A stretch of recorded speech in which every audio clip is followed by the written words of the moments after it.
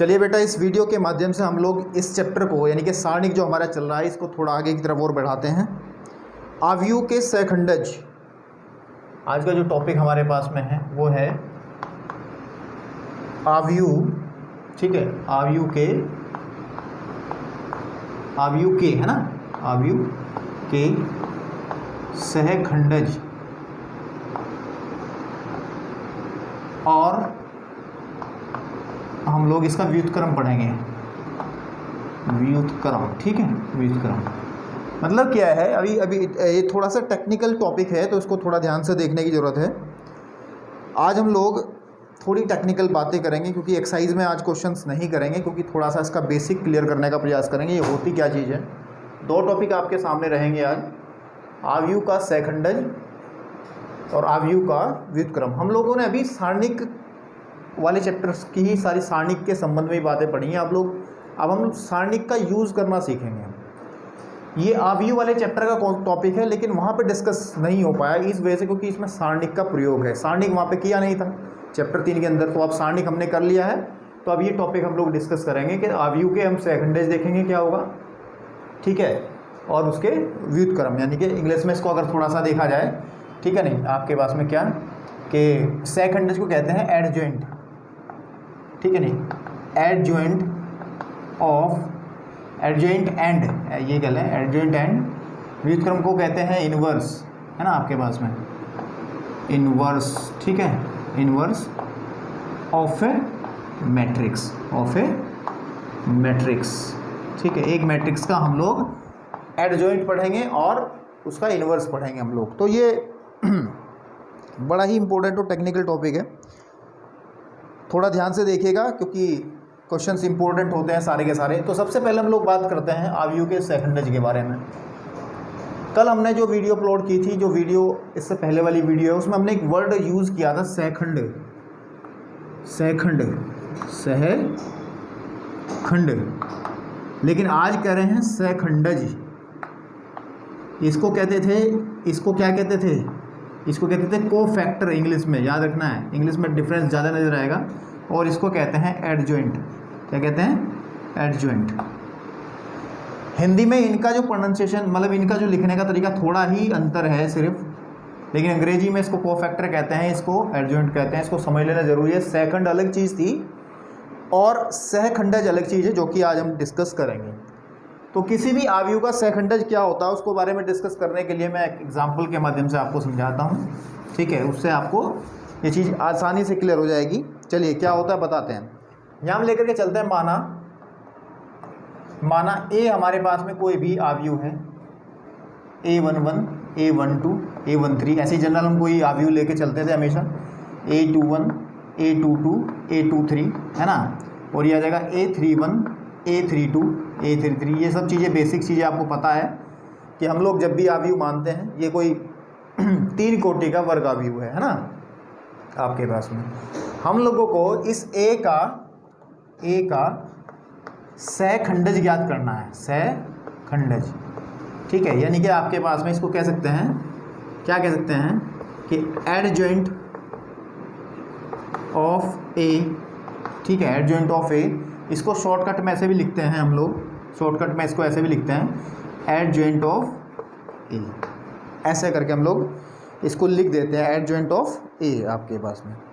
तो कैसे निकाला जाता है एडजॉइंट ऑफ ए, ज़्यादा टेंशन लेने वाली बात नहीं है, अभी बता रहे हैं, बड़ा सिंपल तरीके से होता है। हम क्या करते हैं एडजॉइंट ऑफ ए निकालते समय कि हम लोग इसके सहखंडज का एक जो सहखंड जो हम निकालना सीखे थे, सहखंड क्या होता था, A11, A12 ये होता था ना, तो उसका एक आव्यूह बनाएंगे हम लोग। कैसे, A11, A12, A13, है ना, A21, A22, A23, है ना, A31, A32 एंड A33। तो ये हमारे पास में कोई भी आव्यूह बनाएंगे हम लोग। ये A11 कैसे निकलेगा, A12 कैसे निकलेगा, इस बारे में पूरी की पूरी डिटेल जो है हमने पिछली वीडियो में डिस्कस किया है। ये आपके पास में A11 एक्चुअली है क्या, मैं बता दूं आपको A11 है क्या, इसको पहले कंप्लीट कर रुको। ए का सेकंड यानी कि एडजॉइंट ऑफ ए जो होगा वो इस वाले मैट्रिक्स के ट्रांसपोज के बराबर होगा। इसके मैं ऊपर डैश लगा दे रहा हूँ, उसका मतलब आप समझते हो ट्रांसपोज यानी कि परिव्रत, यानी इसका परिव्रत, यानी कि इस वाले अवयव का हम लोग क्या कर देंगे, परिव्रत जो निकलेगा वो क्या कहलाएगा, इसका एडजॉइंट ऑफ ए कहलाएगा। और इसमें ये A11 है क्या, एक्चुअली ये A11 आपके पास में, इसको हम कहते थे कि A11 का सेखंड, क्या कहते थे हम, सेखंड, क्या कहते थे, सेखंड। और सेकंड निकालते कैसे थे, A11 इज इक्वल टू -1 की पावर 1 + 1 है ना आपके पास में। और साथ ही साथ निकालते थे हम लोग M11, और M11 क्या होता था, ये आपका उप सारणिक होता था, है ना, उप सारणिक होता था, ठीक है। और उप सारणिक निकालते कैसे थे, जैसे हम लोगों के पास में इसी में से निकाल लेते हैं। अगर इसको एक सारणिक कंसीडर करके चलें कि A11 A12 A13 A21 A22 A23, ये सिर्फ रिपीट कर रहा हूँ, बाकी ये सब चीज़ें मैं पहले डिस्कस कर चुका। A23 A21 A32 और A33, ये है आपके पास में, ये कोई सारणिक है। तो जैसे हम इसका उप सारणिक निकालते तो हमें क्या करना होता था, 1 का निकालना है, तो ये 1 एलिमेंट जिस भी रो जिस भी कॉलम में, उसको हम डिलीट कर देते थे। इस वाले को जो बचा हुआ है हमारे पास में, तो वो M11 जो बनेगा वो बनेगा A22 A23 A32 और A33। ये चीज़ें सब मैं डिस्कस कर चुका हूँ, इसको बताने का दोबारा कोई मतलब नहीं था, थोड़ा सा रिलेट करने की बस बात थी, ठीक है। तो हम लोग अभी बात कर रहे हैं सिर्फ एडजॉइंट ऑफ ए की। एडजॉइंट ऑफ ए मतलब कोई भी अगर आपको अवयव दे दिया जाए, वर्ग अवयव, तो उसका आप सहखंडज कैसे निकालेंगे। उसका निकालने का तरीका ये है कि आप ये मैट्रिक्स बनाएंगे, सबसे पहले A11 A12, ये A11 A12 A13 निकालेंगे, यानी कि इसके सारणिक रूप के सहखंडज निकालेंगे, सहखंड निकालेंगे, सॉरी सहखंड, यानी कि आप कोफैक्टर्स निकालेंगे, अंग्रेजी में ये कहें कोफैक्टर निकालेंगे, और उसका एक मैट्रिक्स बनाएंगे, उस मैट्रिक्स का आप लोग ट्रांसपोज कर दोगे, ठीक है।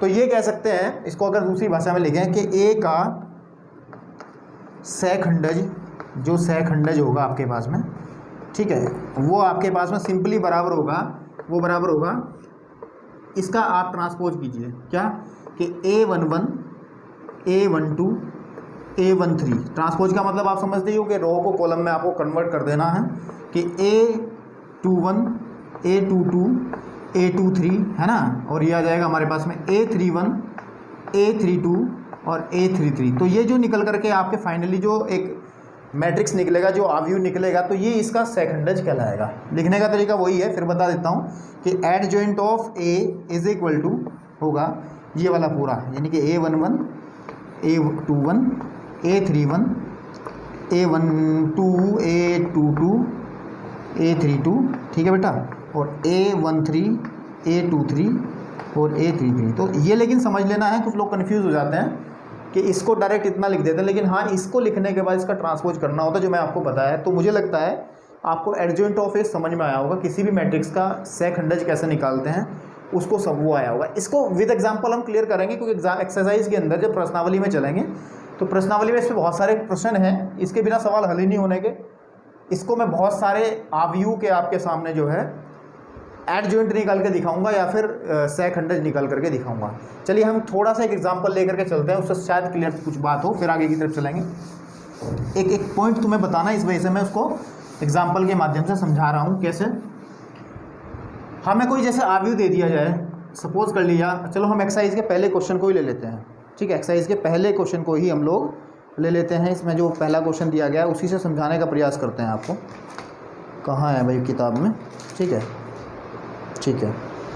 इसमें हमारे पास एक्सरसाइज का पहला क्वेश्चन जो है उसमें A = 1 2, ठीक है, एंड 3 और 4। ये प्रश्नावली आपके पास में जो है NCERT किताब में आपको बता दूं, फिर अपने पास आपको रखना ज़रूरी है। NCERT 4.5 का ये पहला प्रश्न है। इसमें कहा गया है कि इसका, इस छोटे से अवयव का आपको एडजॉइंट निकालना है, सहखंडज निकालना है। तो बड़ी आसानी से निकाल लेंगे। पहले डिफाइन कर लें क्या होता क्या है। ए का सहखंडज, ठीक है, सहखंडज आपके पास में, ठीक है नहीं, सहखंडज आपके पास में, सहखंडज से लिखा गया क्या, अरे ऐसा नहीं, जैसे ऊपर लिखा वो लिखो, सहखंडज, यानी कि आप = किसके होगा, वो होगा A11 A12, 2/2 का है तो ऐसे लिखा जाएगा A21 A22 का परिव्रत। मैंने इस बार लिख करके दिखा दिया पूरा, का परिवर्त, है ना, ट्रांसपोज मीन्स, यानी कि जो एडजॉइंट ऑफ ए होगा, एडजॉइंट ऑफ ए जो होगा दैट इज इक्वल टू, वो होगा A12 sorry A11 A12 A21 A22। समझ में आई बात, समझ में आई बात। मैंने इसका क्या कर दिया, ट्रांसपोज कर दिया, कहने की बात ये है। अब मैं सिंपल सी बात है, मैं निकालूंगा A11 की वैल्यू निकालूंगा, ठीक है, फिर मैं A21 की वैल्यू निकाल लूँगा, A12 की वैल्यू निकाल लूँगा और A22 की वैल्यू निकाल लूँगा और इसमें रख दूंगा, आपका आंसर आ जाएगा। देखिए कैसे, ये कैसे निकालते थे, पिछले वाली एक्सरसाइज में जाएंगे हम लोग। पिछले वाली एक्सरसाइज का मतलब जो इससे पहले वीडियो जो अपलोड की गई चैनल पर उपलब्ध है, प्लेलिस्ट में भी है, डिस्क्रिप्शन में भी लिंक है, जहाँ पर आपको उप सारणी को सहखंड ज्ञात करने का तरीका हमने बताया था, ठीक है, यानी कि आपके पास में को फैक्टर एंड माइनर ज्ञात करने का, है ना, ये वाली चीज़ थी। तो इसको करने का तरीका -1 की पावर 1 + 1, ठीक है, आपके पास में, और 1 + 1 का मतलब ये है फिर कि इस वाले में से कहाँ गया, ये वाला है ना, तो ये खत्म हो गया, ये खत्म हो गया, तो हमारे पे केवल 4 आ जाएगा। 2/2 में बड़ा सिंपल होता है, आपने पिछली एक्सरसाइज अगर की होगी तो ये A11 A12 वगैरह निकालना बड़ा आसान होता है 2/2 के मैट्रिक्स के अंदर। फिर इसको निकाल लीजिए, इसको सॉल्व कर लीजिए, ये प्लस का 4 ही आ जाएगा बेटा, है ना, आपके पास में। फिर यहाँ पे 2 1 निकालेंगे तो -1 की पावर, ये 2 1 है तो 2 + 1, है ना, पोजीशन वाइज, ठीक है। तो 2 1 निकालना है, यानी कि 2 1 मतलब दूसरी रो पहला कॉलम ये वाला, तो 3 गया, ये गया और ये गया, तो यहाँ पे आ जाएगा 2 आपके पास में, ठीक है, that is equal to -2, that is equal to -2। फिर ये निकालेंगे -1 की पावर 1 + 2 -1 की पावर, तो यानी कि हम बात कर रहे हैं पहली रो 1 2 का मतलब पहली रो दूसरा कॉलम, पहली रो दूसरा कॉलम ये गया, तो हमारे पास 3 आ जाएगा, तो -3 आ जाएगा आपके पास में। और ये जब हम लोग ये निकालेंगे -1 की पावर 2 + 2 है ना, तो ये गया और ये गया, तो हमारे पे आ जाएगा 1 सिंपली, है ना। देखिए दूसरी रो दूसरा कॉलम खत्म कीजिए, 2 2 का मतलब दूसरी रो दूसरा कॉलम खत्म, तो 1 आया, तो इसकी वैल्यू आ जाएगी 1 आपके पास में। तो फाइनली अगर हम बात करें, मैं ऊपर ही कर लेता हूँ यहाँ, तो एडजॉइंट ऑफ ए जो निकलेगा, उल्टा हो गया वैसे, नीचे सॉल्व किया ऊपर आंसर लिख रहे हैं, ऐसा होता नहीं है, लेकिन समझाने के लिए कर रहा हूँ, सिर्फ आप लोग अपने हिसाब से नोट कर लीजिएगा। तो हमारे पास जो एडजॉइंट ऑफ ए बना वो बना 4, ठीक है ना, एंड -2, ठीक है, फिर है -3 एंड 1, ठीक है। तो ये आपके पास में एडजॉइंट ऑफ ए है, सिंपल सी बात है, ये क्या है, एडजॉइंट ऑफ ए है। अब इसको हमने करने का एक मकसद था, इसी एग्जाम्पल को, क्योंकि 3/3 का मैं अभी आपके सामने इस तरीके से सॉल्व करके नहीं दिखा रहा हूँ, क्योंकि अभी इसकी कुछ बातें हैं, इसकी कुछ खास बातें हैं इसकी, ठीक है, उसको डिस्कस करेंगे, उसके बाद एक्सरसाइज में घुसेंगे तो क्वेश्चन ही क्वेश्चन करेंगे, ठीक है। तो अभी सिर्फ इसके बारे में बात करते हैं, इसमें क्या खास बात है, देखिए देख क्या खास बात है इसमें, मैं इसको रफ कर दे रहा हूँ नीचे से। देखिए अगर आप इस ए पर और इस एडजॉइंट ऑफ ए को ध्यान से देखिएगा तो कुछ सिमिलरिटी है, बिल्कुल है। जब भी 2/2 का यानी कि 2/2 का कोई भी आपके पास में आव्यूह अगर आएगा, ठीक है, आव्यूह अगर आएगा और उसका एडजॉइंट ऑफ ए आपको निकालना होगा, आपको उसका एडजॉइंट ज्ञात करना हो तो सिंपल तरीका होता है, आप लोग उस जो आव्यूह दिया गया है आपको करना क्या है कि उसके विकर्ण के अवयवों को आपको बदल देना है। देखिए मैं इसको कर रहा हूँ, विकर्ण के अवयवों को आपको बदल देना है, तो आपको हल करने की जरूरत नहीं है, 4 को ऊपर 1 को नीचे, तो 4 1, और जो दूसरे वाली जो बाकी अवयव जितने बचे, यानी दूसरा विकर्ण आप कह सकते हैं इसको, ये वाला जो है इसके आपको चिन्ह बदल देना है, ये -3 और ये -2, देखिए, ठीक है ना, कि यानी कि अगर आपके पास में कभी भी 2/2 का कोई भी आव्यूह आए और उसका एडजॉइंट निकालना पड़े, सहखंडज निकालना पड़े, तो आप लोगों को प्रोसीजर पूरा फॉलो करने की आवश्यकता नहीं है, जैसे A11 अलग निकालो, A12 अलग निकालो, उसको फिर ट्रांसपोज करो उसका, ठीक है, ऐसा कुछ करने की ज़रूरत नहीं है। चलो एक एग्जांपल देखते हैं छोटा सा। मान लिया मेरे पास हमारे पास कोई भी आव्यूह आया 5 4 3 7 9, तो इसका एडजॉइंट ऑफ ए कैसे लिखा जाएगा, एडजॉइंट ऑफ ए कैसे लिखा जाएगा, दैट इज इक्वल, मैंने कहा है विकर्ण के अवयवों को आपस को बदलना है, विकर्ण के अवयवों को आपस में बदलना है, 9 को ऊपर करो, 4 को नीचे कर दो, बाकी के चिन्ह चेंज कर दो, -3 और -7, कुछ करने की आवश्यकता नहीं है, तो ये आपके पास में आ जाएगा इसका एडजॉइंट ऑफ ए, बिल्कुल ठीक बात है। तो ये था सहखंडज ज्ञात करने का तरीका, अभी 3/3 क्या सेकंडज ज्ञात करते कैसे हैं, वो भी ऐसे ही याद करते हैं, ठीक है ना। लेकिन इसमें थोड़ा सा काम बढ़ जाता है ना। लेकिन ये ट्रिक, ये वाली जो छोटे वाली ट्रिक है, ये सिर्फ आपके पास में 2/2 के लिए ही एप्लीकेबल है। 3/3 के लिए कोई शॉर्टकट नहीं है, आप लोगों को पूरा सॉल्व ही करना पड़ेगा। तो इसके बाद हमारे पास एक थ्योरम है इस किताब के अंदर, एक प्रमेय है जो कि बेहद ही इम्पोर्टेंट प्रमेय है, बहुत ही इम्पोर्टेंट रिजल्ट है, जिसको हमें यूज़ करना है आगे एक्सरसाइज के अंदर भी और आगे भविष्य में भी आप इसका बहुत यूज़ करोगे। प्रमेय नंबर 1 इसको लिखा गया है आपकी एनसीईआरटी की बुक में, उसको आप देखिएगा। मैं उसको क्लियर कर रहा हूँ कि है क्या एक्चुअली। प्रमेय नंबर 1 इसको करना ज़रूरी है, ठीक है। प्रमेय नंबर 1 ये कहता है, आपकी स्क्रीन पे मैं दे रहा हूँ, देखो स्क्रीन पे आपकी लैंग्वेज है, मैं पढ़ दे रहा हूँ, आप लोग देखिएगा। वैसे किताब अगर आपके पास में होगी तो आपको समझ में अच्छा आएगा। यदि ए कोई n कोटि का अवयव हो हमारे पास में, ए कोई n कोटि का अवयव है, ठीक है नहीं, आप शॉर्टकट में कर लिख लें हम लोग। ए जो है आपके पास में n कोटि का, ठीक है नहीं, n ऑर्डर का एक वर्ग अवयव ही होगा, वर्ग अवयव है, ठीक है। आपके पास में क्या है, वर्ग अवयव है, बिल्कुल ठीक बात है। और हमारे पास ये क्या होगा, ये तो इसका सारणिक मान होगा ना, ए का सारणिक मान, ए का, ठीक है ना, आपके पास में सारणिक मान, ठीक है। ये 2-3 चीज़ें मैं पहले क्लियर कर दूँ होती क्या है, ठीक है ना। और आई जो है n कोटि का ही आपके पास में, n कोटि का तत्समक, ठीक है, आपके पास तत्समक अवयव है, यानी कि आइडेंटिटी इसको बोल देते हैं, है ना, आइडेंटिटी, ठीक है, आइडेंटिटी मैट्रिक्स इसको हम लोग बोलते थे, तत्समक अवयव को। तो उन्होंने ये कहा है कि अगर ए हमारे पास में कोई भी n कोटि का अवयव हो तो एक रिजल्ट होता है कि a इंटू, ध्यान से देखिएगा, a into adjoint of a is equal to adjoint of, मैं समझा रहा हूँ अभी है क्या, एक्चुअली लिख दूँ जरा पहले, है ना। Adjoint of a into A that is equal to हमारे पास होता है a का सारणिक मान इंटू आई। ये है, ये रिजल्ट है जहाँ पर आपको सभी के मान, ये इसमें ये सब क्या क्या चीज़ें इंक्लूड है वो सब मैंने ऊपर लिख दिया है।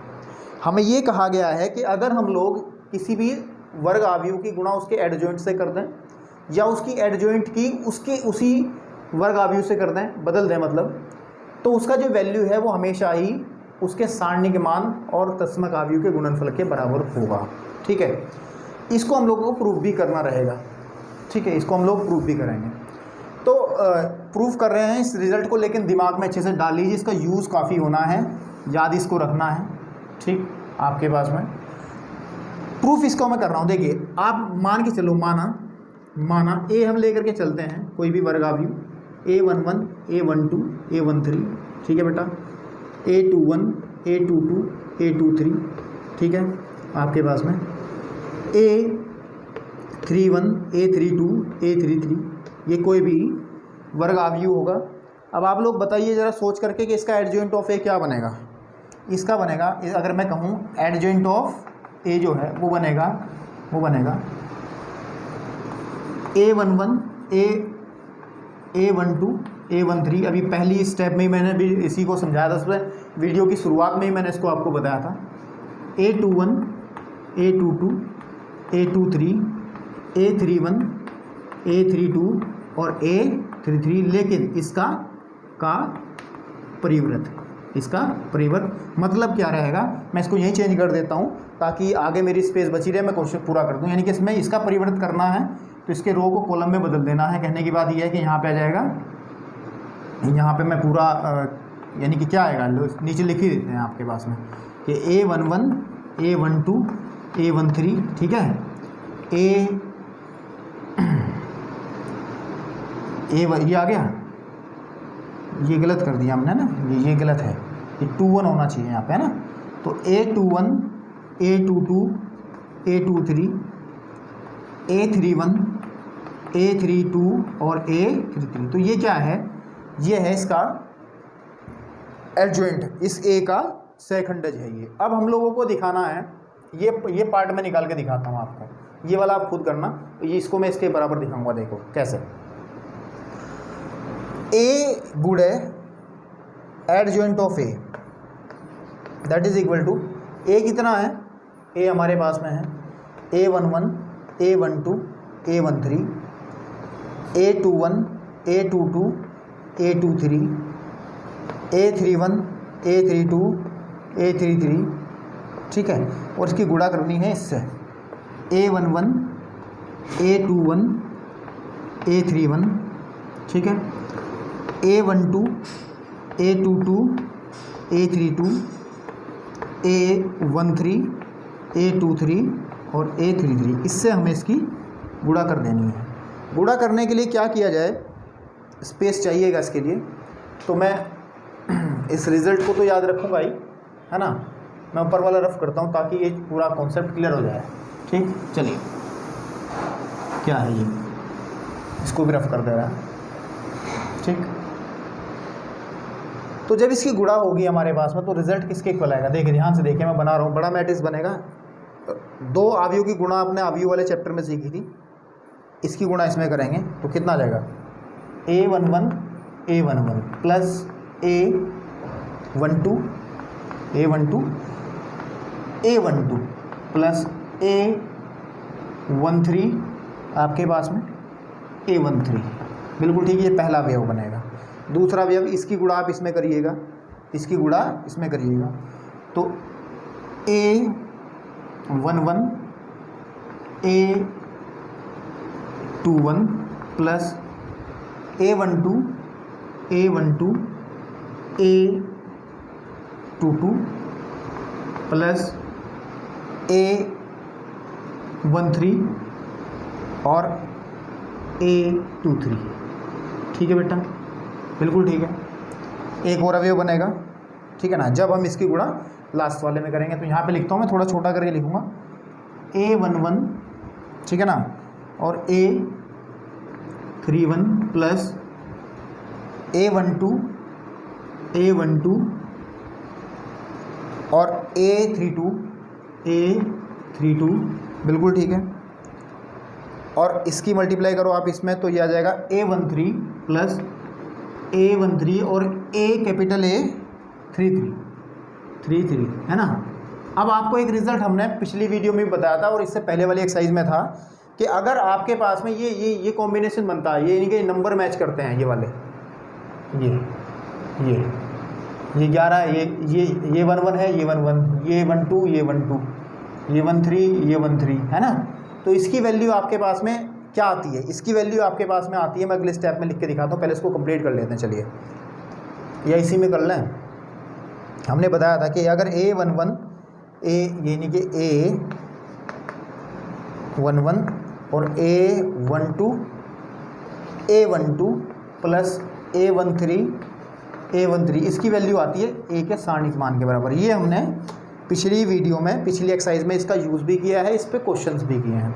इसके अलावा अगर कुछ भी कॉम्बिनेशन बनता है तो हम इसको ज़ीरो आता है, ज़ीरो कंसीडर नहीं करते, मतलब ज़ीरो आता ही है। इसको प्रैक्टिकली भी हमने पिछली एक्सरसाइज में किया है। तो सिंपल सी बात है, जब आप इसको पूरा सॉल्व करोगे तो मैं आपको बता दूं, थोड़ा सा आप इसको कर लेना अपने आप। देखिए क्या होगा कि इसमें जो पहला अवयव बनेगा, ये जो आपके पास में हम कर क्या रहे हैं, ए गुणे एडजॉइंट ऑफ ए ही तो कर रहे हैं।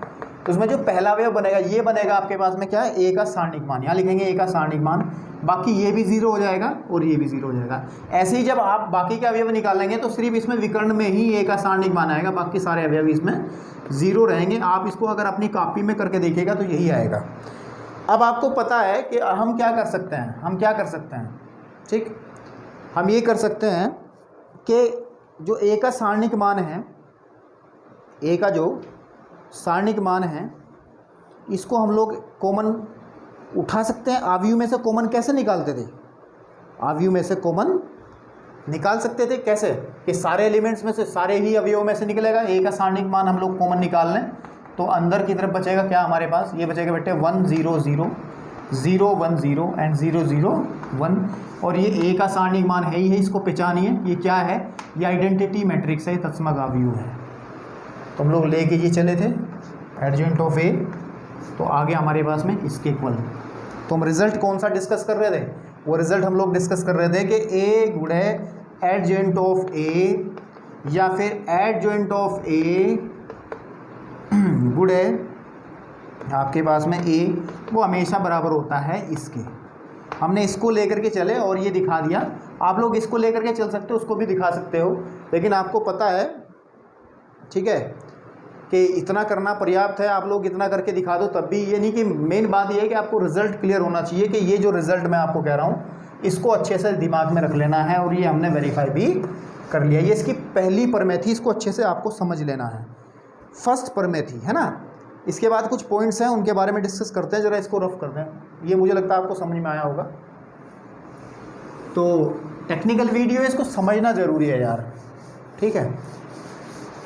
इसमें जो कुछ और पॉइंट्स हैं मैं आपको थोड़ा सा क्लियर करता हूँ। ये रिज़ल्ट जो बना कि a into adjoint of a is equal to adjoint of a, और बाहर लिखेंगे a, that is equal to सारणिक मान ऑफ a, ये आएगा आपके पास। ये है वो रिज़ल्ट, है ना। इसको हम ऊपर ही लिख दिया ताकि हमें इसको, इसका यूज़ हम अब थोड़ी देर बाद इसमें करेंगे। इसके अंदर एक चीज़ और आती है, आव्यूह आपके पास में दो प्रकार के होते हैं। अगर ए जो है आपके पास में एक आव्यूह दो प्रवृत्ति शो करता है इस टॉपिक के अंदर, क्या ये अलग हो गया, ये खत्म हो गया ऊपर, इसके बारे में मत सोचना अभी, ये नया टॉपिक है, ये कुछ नई बात है, ये नई बात है। एक होता है आपके पास में अव्युत्क्रमणीय, अव्युत्क्रमणीय, बड़ा हिंदी में चक्कर पड़ता है लिखने में भी और बोलने में भी, है ना। इंग्लिश में इसको कहते हैं नॉन सिंगुलर, इसको खाली सिंगुलर, क्या कहते हैं, सिंगुलर। इंग्लिश में बहुत अच्छा है नाम इसका, सिंगुलर। एक होता है व्युत्क्रमणीय, व्युत्क्रमणीय, इसका बहुत ध्यान ढंग से हम लोग चीज़ें पढ़ेंगे। एक होता है व्युत्क्रमणीय, इसको कहते हैं नॉन सिंगुलर, नॉन सिंगुलर, ठीक है बेटा, नॉन सिंगुलर। ये कब कब और कैसे कैसे होते हैं इसको समझ लेना बहुत ज़रूरी है बेटा, इसकी भी जानकारी आपको होनी ज़रूरी है। क्या किताबों के अंदर ये आपकी ये जो है पहले वाली, ये परिभाषा दे रखी है 4, और ये वाली परिभाषा दे रखी है 5। आप किताबें पढ़ने की जरा आदत डालेंगे ना तो आपको चीज़ें समझ में आएंगी, ठीक है। कोई भी आव्यूह सिंगुलर कब होता है, कब होता है, अगर उसका सारणिक मान 0 के बराबर आ जाए, यानी कि वो अव्युत्क्रमणीय है, वो सिंगुलर है, अव्युत्क्रमणीय है अगर हमारे पास में उसका सारणिक मान 0 आता है। दूसरे केस में अगर सारणिक मान 0 के इक्वल नहीं आता है तो हम लोग उसको नॉन सिंगुलर या फिर व्युत्क्रमणीय आव्यूह कहते हैं। इसे पढ़ने की हमारी क्या आवश्यकता पड़ी, ये आप निकाल ही सकते हो किसी भी आव्यूह का। अगर आपको दे दिया जाए आव्यूह कोई भी, जैसे 2 3 4 1, तो एक का सारणिक मान तुरंत निकाल दोगे आप, this into this 2 minus 12 that is equal to -10, तो ये इसका सारणिक मान है। और उसे देख करके अगर 0 है तो आप कहेंगे कि ये आपके पास में क्या है, सिंगुलर है, अगर नहीं है तो नॉन सिंगुलर है। ये इसको पढ़ने की आवश्यकता क्यों पड़ी, क्योंकि अब हम धीरे धीरे टॉपिक जो हमारा आगे की तरफ चल रहा है, अब हम जा रहे हैं आव्यूह के व्युत्क्रम को पढ़ने। किसको, आव्यूह का व्युत्क्रम, क्या पढ़ने जा रहे हैं, व्युत्क्रम आपके पास में, यानी कि इनवर्स, ठीक है। हम लोग इनवर्स पढ़ने जा रहे हैं, यानी कि ए इनवर्स, कोई भी आव्यूह अगर होगा ए तो उसका इनवर्स हम लोग पढ़ने जा रहे हैं, जो कि बोर्ड परीक्षा के लिहाज से बहुत इंपॉर्टेंट है बेटा, और इस पे क्वेश्चंस आता है ना।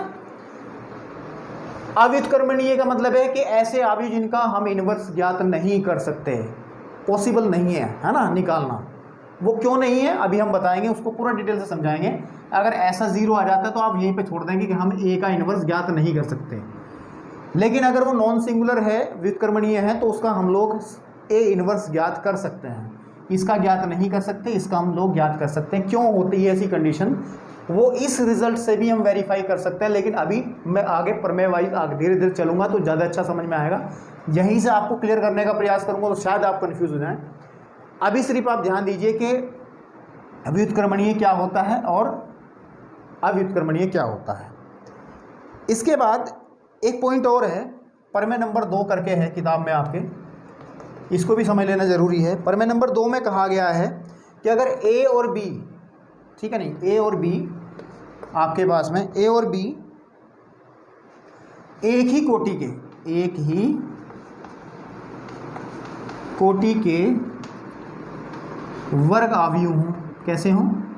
इसको हटाओ, वर्ग आव्यूह, ठीक है नहीं, वर्ग आव्यूह हों। क्या हों? वर्ग आव्यूह हों। और वर्ग आव्यूह भी कैसे? आपके पास में जो व्युत्क्रमणीय हों। कैसे हों? ये वाले व्युत्क्रमणीय, यानी कि आपके पास में नॉन सिंगुलर, कह सकते हैं नॉन सिंगुलर, ठीक है, नॉन सिंगुलर मैट्रिक्स हों, आव्यूह हों। ए और बी दोनों ही कैसे हों? कोटि भी समान हो। अगर ये थ्री कोटि, ये एन का है तो ये भी एन का होगा, तो आपके पास में, और व्युत्क्रमणीय हो, नॉन सिंगुलर हो। तो याद ये रखना है बेटा कि जो हमारे पास इनकी प्रोडक्ट आएगी ए बी, ए गुणा बी, समझ में आई बात नहीं? और हमारे पास में जो इनकी प्रोडक्ट एक तो ये आ सकती है गुणा, एक ये भी आ सकती है इनकी गुणा, तो दोनों ही उसी कोटि के, ये भी एक ही कोटि के व्युत्क्रमणीय, ठीक है, आव्यूह होंगे। ये रिजल्ट ध्यान रखना, क्योंकि इसका यूज़ हम लोग करेंगे कि अगर दो आव्यूह हमारे पास में हों, एक ही कोटि के हों, व्युत्क्रमणीय आव्यूह हों, नॉन सिंगुलर हों, तो ए बी यानी कि ए गुणा बी या बी गुणा ए, जो आपके पास में ये भी दो आव्यूह प्राप्त होंगे, एक आव्यूह ये होगा, एक आव्यूह ये है, तो ये दोनों भी हमारे पास में व्युत्क्रमणीय आव्यूह ही होंगे और समान कोटि के व्युत्क्रमणीय आव्यूह ही होंगे। ये आपका रिजल्ट था, इनको समझ लेना जरूरी है। ये रिजल्ट आपका था दूसरा। एक प्रमेय और इन्होंने दिया, रिजल्ट दिया है, वो दिया तीसरे नंबर पर। उन्होंने कहा है कि अगर हमारे पास में ए और बी दो आव्यूह की गुणा करके उनका सारणिक मान निकाला जाए तो वो हमेशा उनके अलग अलग सारणिक मान के गुणनफल के बराबर होता है, ऐसे, ठीक। इस रिजल्ट को भी आप लोग ध्यान दीजिएगा, अच्छे से याद रखिएगा, ठीक है ना, कि अगर हमारे पास ए और बी कोई भी दो आव्यूह हों, उनके गुणनफल का अगर सारणिक मान निकाला जाए तो हमेशा बराबर होता है उनके अलग अलग सारणिक मानों के गुणनफल के। तो ये पॉइंट है, ठीक है। इसी को लेकर के थोड़ा सा एक इम्पोर्टेंट पॉइंट और है, उसको भी थोड़ा डिस्कस करते हैं हम लोग, ठीक। चलिए, इसको मैं रफ कर दे रहा हूँ, है ना, इसको मैं रफ कर दे रहा हूँ, फिर आगे की तरफ बात करते हैं। चलिए देखिए क्या है, चौक, यार एक चौक उठा लें। इन्होंने एक रिजल्ट कहा है कि, हाँ देखिए, कि अगर हमारे पास में एडजेंट ऑफ ए हो, क्या हो, एडजेंट ऑफ ए हो। एडजेंट ऑफ ए होता क्या है वो मैंने आपको अभी थोड़ी देर पहले बता दिया, ठीक है ना। एडजेंट ऑफ ए है, एडजेंट ऑफ ए, अगर मैं इसका सारणिक मान निकालता हूँ, ध्यान दीजिएगा, एडजेंट ऑफ ए का सारणिक मान निकालता हूँ तो वो हमेशा इक्वल होगा सारणिक मान, ए के सारणिक मान के आपके पास में की घात n-1, जहाँ n जो है ए की कोटि है। ये रिजल्ट बड़ा इंपॉर्टेंट है यार, इसको समझ लेना जरूरी है। मैं कहना क्या चाह रहा हूँ कि अगर मेरे पास में कोई भी एक आव्यूह ए है, बिल्कुल ठीक बात है, और मुझे एडजेंट ऑफ ए मैंने निकाला, उसका सारणिक मान निकाला, तो उसका सारणिक मान हमेशा बराबर होगा इस ए का सारणिक मान अगर मैं निकालूं और उसकी मैं घात n-1 कर दूं। जैसे हमारे पास में ए अगर 3/3 का हो, ए अगर हमारे पास में कोई भी आव्यूह हो आई जे और वो 3/3 का हो, तो हम लोग n की वैल्यू यहाँ क्या कंसीडर करके चलेंगे, 3 कंसीडर करके चलेंगे। तो एडजेंट ऑफ ए जो इसका निकलेगा, ठीक बात आ रही, एडजेंट ऑफ ए जो इसका निकलेगा उसका सारणिक मान हमेशा बराबर होगा ए की घात, ए के सारणिक मान 3-1 यानी कि ए के सारणिक मान की घात 2 के। ये आपको याद रखना है रिजल्ट। इसको चलो वेरीफाई भी करते हैं थोड़ा सा, कैसे करते हैं इसको वेरीफाई। इसको करने का तरीका है हमारे पास, कैसे, देखिए मैं बताता हूँ कैसे करते हैं। हमारे पास एक रिजल्ट है जो कि प्रमेय नंबर 1 में हमने डिस्कस किया है, कि ये वाला रिजल्ट कि a into adjoint of A is equal to होता है, मैं इस वाले की डिस्कस नहीं कर रहा हूँ, है ना, ये लेकर के ए का सारणिक मान आई के बराबर, ये होता है हमारे पास। बिल्कुल ठीक बात है। ठीक, अब मैं दोनों तरफ क्या करता हूँ, दोनों तरफ क्या करता हूँ, सारणिक मान लेता हूँ, दोनों तरफ क्या करता हूँ, सारणिक मान लेता हूँ। थोड़ा इसको ए का सारणिक मान रखा जो का दूँ, ये क्या है, सॉरी इसको, ये होता है, ये आई क्या होता है 1 0 0 0 1 0 0 0 1, तो इसको सिंपली हम लिख सकते हैं कि ए एडजॉइंट ऑफ ए, ठीक है, इज इक्वल टू, ये होता है ए का सारणिक मान 0 0 0, ए का सारणिक मान 0 0 0 और ए का सारणिक, ये वैसे अभी हमने किया था, पर मैं नंबर 1 में ही पूरा काम हमने किया था। ठीक है भैया, किया था। तो अगर मैं दोनों तरफ का सारणिक मान ले लूँ, यानी कहने की बात यह है कि ए एडजॉइंट ऑफ ए का सारणिक मान बराबर होगा, इसका सारणिक मान क्या निकलेगा, इसका सारणिक मान क्या निकलेगा, आप इसको सारणिक मान निकालने के लिए क्या, देखिए जब इसका सारणिक मान लेंगे तो ये जो आव्यूह है वो सारणी में कन्वर्ट हो जाएगा, ऐसे करके 0 0 0, ए का सारणिक मान 0 0 0 और ए का सारणिक मान। ठीक, सारणिक वाली प्रॉपर्टी अगर हम लोग लगा लें, इसके प्रत्येक कॉलम से ए का सारणिक मान कॉमन निकल रहा है, बिल्कुल ठीक है, तो यहाँ से निकलेगा, फिर यहाँ से निकलेगा, फिर यहाँ से, तो ए की इसकी घात 3 आ जाएगी आपके पास में, और अंदर बचेगा क्या, अंदर बचेगा क्या, अंदर बचेगा हमारे पास में 1 0 0 0 1 0 0 0 और 1। आप इसको सॉल्व कीजिए, इसकी वैल्यू 1 आ जाएगी, क्या आएगी, इसकी वैल्यू 1 आ जाएगी। तो सिंपल सी बात है, ये लिखिए, देखिए ध्यान से कि ए और एडजॉइंट ऑफ ए, ठीक है, ये का सारणिक मान बराबर होगा ए की घात 3 के, ए की घात 3 के। आपने एक रिजल्ट देखा था, आपने एक रिजल्ट देखा था कि अगर हम लोग कभी भी ए बी का सारणिक मान निकालते हैं तो हमेशा ए का सारणिक मान बराबर होता है बी का, सॉरी इंटू बी का सारणिक मान। ये अभी अभी मैंने पढ़ाया था, अभी भी जस्ट थोड़ी देर पहले की बात है कि अगर ए बी का सारणिक मान हम निकालते हैं तो वो इक्वल होता है इनके अलग अलग सारणिक मान के गुणनफल के। तो इसमें भी, ये भी तो दो आव्यूह हैं, एक तो ये, तो ए का सारणिक मान अलग लिखा जाएगा, है ना, और एडजॉइंट ऑफ ए का सारणिक मान अलग लिखा जाएगा, इज इक्वल टू ए की घात, ए के सारणिक मान की घात 3। बिल्कुल ठीक बात है। और आप जब आप इसको क्या करोगे, जब आप इसको थोड़ा सिंप्लीफाई करोगे, एक घात ऐसे सिंपली मान लें, एक घात ये है क्योंकि कोई नंबर ही होगा, कोई संख्या होगी, 3 ये है, तो कट के क्या बचेगा यहाँ पे, बताइए मुझे, 2 बचेगा। तो हम लिख सकते हैं एडजॉइंट ऑफ ए का सारणिक मान बराबर होगा ए के सारणिक मान की घात 2 के, क्योंकि हमने एक पावर यहाँ से इसकी खत्म कर दी, ये वाली बात। और वही तो रिजल्ट वो कह रहे थे अभी थोड़ी देर पहले, ये वाला रिजल्ट मैं डिस्कस कर रहा था, ये वाला रिजल्ट कि एडजॉइंट ऑफ ए का सारणिक मान बराबर होगा ए के सारणिक मान की घात n-1, जहां n जो है ए की कोटि है, यहाँ ए की कोटि कितनी थी, 3 थी, कितनी थी, 3 थी। तो जब 3 की घात 3 में से 1 घटाएंगे, n-1 करेंगे तो 2 ही आएगा, तो ये रिजल्ट भी वेरीफाई होगा। इसको थोड़ा ध्यान देने की जरूरत है, बहुत इंपॉर्टेंट रिजल्ट है ये भी। ठीक है, चलिए इसको रफ कर दें तो आगे की तरफ चलते हैं, और इसका थ्योरेटिकल पार्ट आज क्लियर हो जाए तो हम इसके क्वेश्चंस जो हैं फिर आसानी से कर पाएंगे, ताकि हमारे सारे पॉइंट्स क्लियर रहेंगे फिर, है ना, सारे पॉइंट्स जो हैं क्लियर रहेंगे। चलिए अब बात करते हैं आगे की तरफ। एक प्रमेय है, बेहद इंपॉर्टेंट प्रमेय है, और ये लास्ट टॉपिक बनेगा इस वीडियो का, बहुत इंपॉर्टेंट प्रमेय है। चौक जरा ले लें को ढंग की, हाँ, प्रमेय नंबर 4, प्रमेय नंबर 4, थ्योरम नंबर 4, प्रमेय नंबर 4। कहा एक वर्ग आव्यूह, लिख लेते हैं जरा, ये लिखा क्या, इसका कटिंग जो है, मतलब इसका जो स्टेटमेंट जो है वो आपकी स्क्रीन पर है, लेकिन लिखना पड़ेगा यार। चलो, एक वर्ग आव्यूह आपके पास में क्या है, एक वर्ग आव्यूह है ए के व्युत्क्रम का अस्तित्व।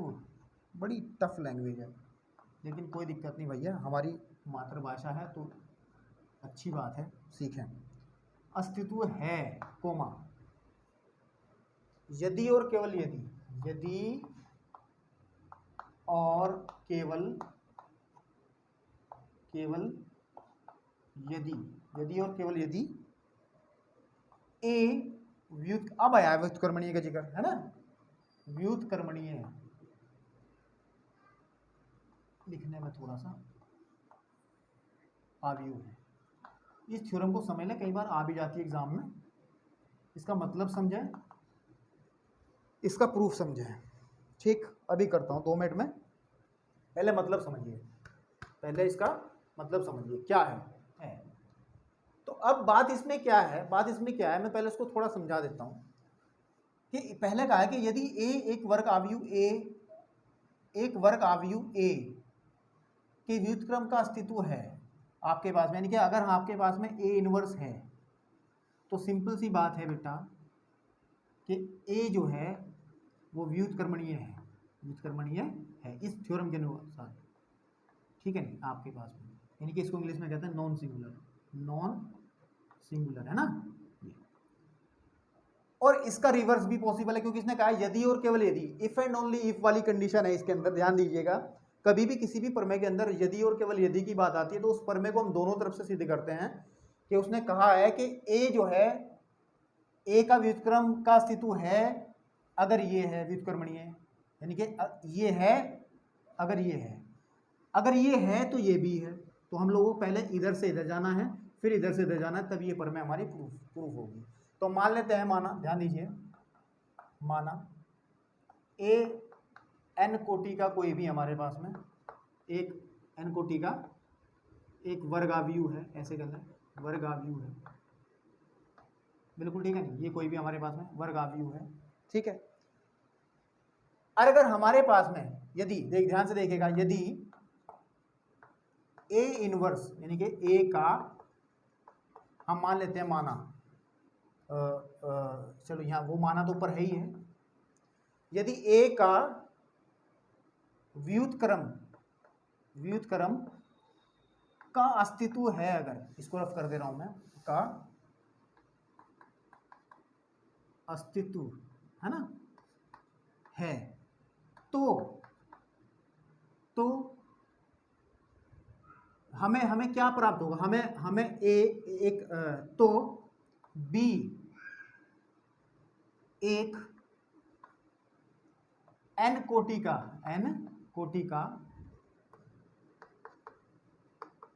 आव्यूह प्राप्त होगा जहां क्या कि ए बी, यहां लिखता हूं मैं, ए बी या B A is equal to हमेशा आई के इक्वल होगा। ये कंडीशन तो आपको पता ही है कि अगर हमारे पास में, ये हमने पढ़ा था आव्यूह के अंदर, अगर हमारे पास में ए कोई आव्यूह है और बी उसका इनवर्स हमें मिल रहा है, तो याद रखें कि ए इंटू बी या बी इंटू ए हमेशा आई के इक्वल होगा। ये कंडीशन हम लोगों को पता होती थी। ठीक है, अब इसका एक रिजल्ट हम लेकर के चलते हैं, सपोज कर लेते हैं A B is equal to, हमने लेके चले आई, मैं दोनों पक्षों का मैं सारणिक मान ले रहा हूं, तो A B is equal to I का सारणिक मान। ठीक है, ध्यान से देखिए क्या होगा, क्या अभी रिजल्ट पढ़ा था, दो आव्यूह के गुणनफल का सारणिक मान हमेशा उनके अलग अलग सारणिक मान के गुणनफल के बराबर होता है और इसकी वैल्यू 1 होती है। आई का सारणिक मान हमेशा ही 1 होता है। तत्समक आव्यूह, हाँ ये लिखा नहीं है हमने, ऊपर लिख दें, आई एन कोटि का तत्समक, या फिर इंग्लिश में लिख दो यार, आइडेंटिटी मैट्रिक्स है ना। ये जो हमें इसको भी तो मेंशन करना पड़ेगा ना ऊपर, कि जब हम आई को यूज कर रहे हैं, आई बताना पड़ेगा कि ए तो जो है एन कोटि का कोई आव्यूह है, आई जो है एन कोटि का आइडेंटिटी मैट्रिक्स है। यदि ए का व्युत्क्रम हमारे पास में अस्तित्व में है, तो हमें बी एक एन कोटि का ही आव्यूह प्राप्त होगा जहां A B is equal to B A is equal to I होगा। तो मैंने पहली कंडीशन ली।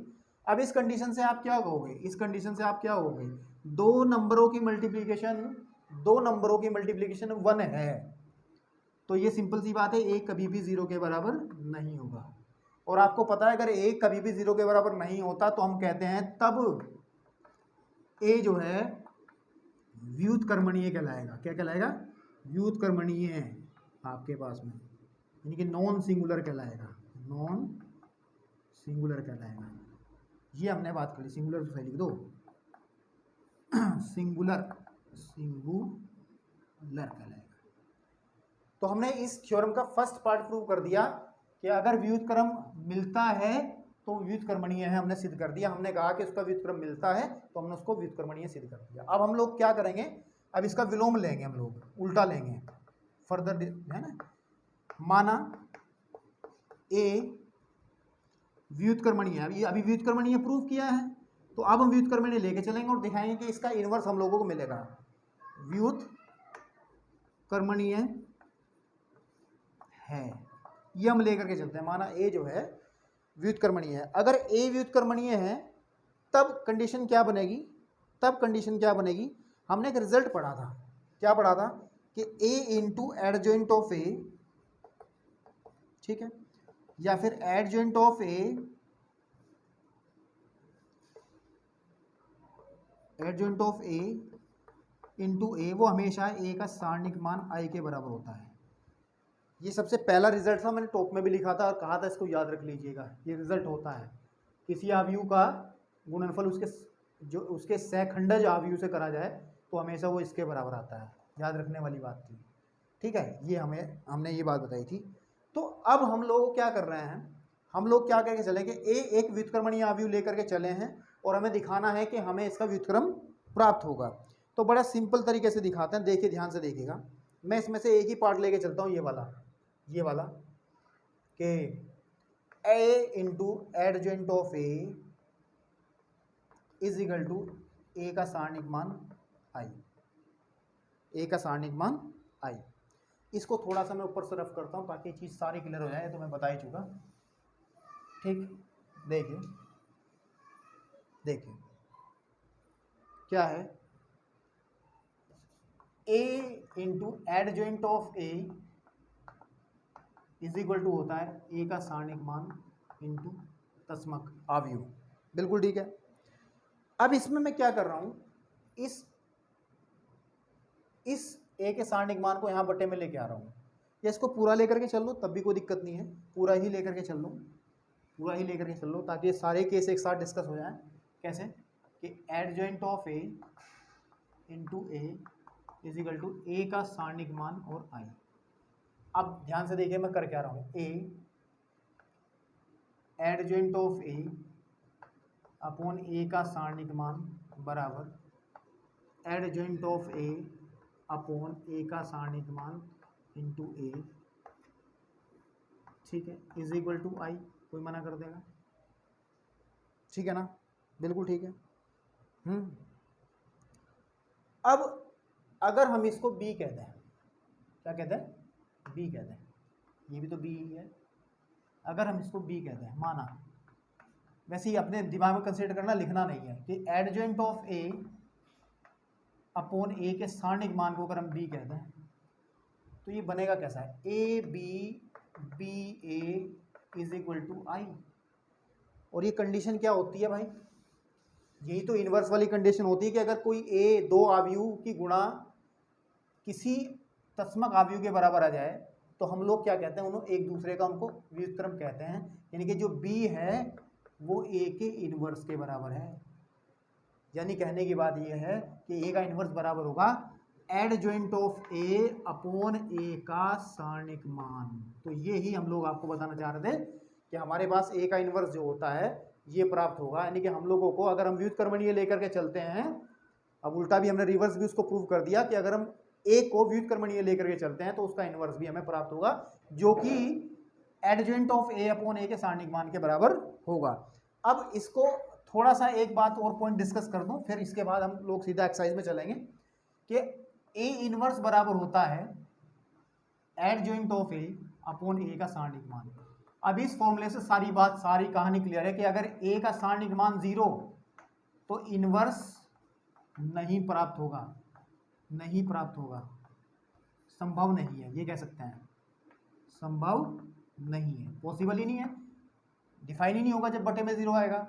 लेकिन अगर ए का सारणिक मान 0 के बराबर नहीं होगा तो ए का इन्वर्स का जो है आपको अस्तित्व मिलेगा। ये हम लिखें खाली मिलेगा, हम लोगों को क्या करेगा, ये ए का इन्वर्स मिलेगा।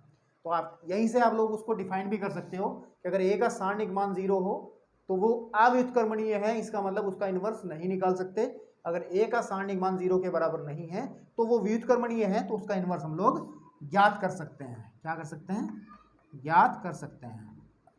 ठीक है, तो आज मैंने इसके कुछ फंडामेंटल पॉइंट्स डिस्कस किए हैं, इसको ढंग से आप तैयार कीजिए और कल हम एक्सरसाइज के अंदर चलेंगे और उन सभी पॉइंट्स का यूज़ करते हुए क्वेश्चंस को सॉल्व करेंगे, तो ये पॉइंट्स और आपके पुख्ता हो जाएंगे। ठीक है, आज के लिए इतना ही रखते हैं, धन्यवाद।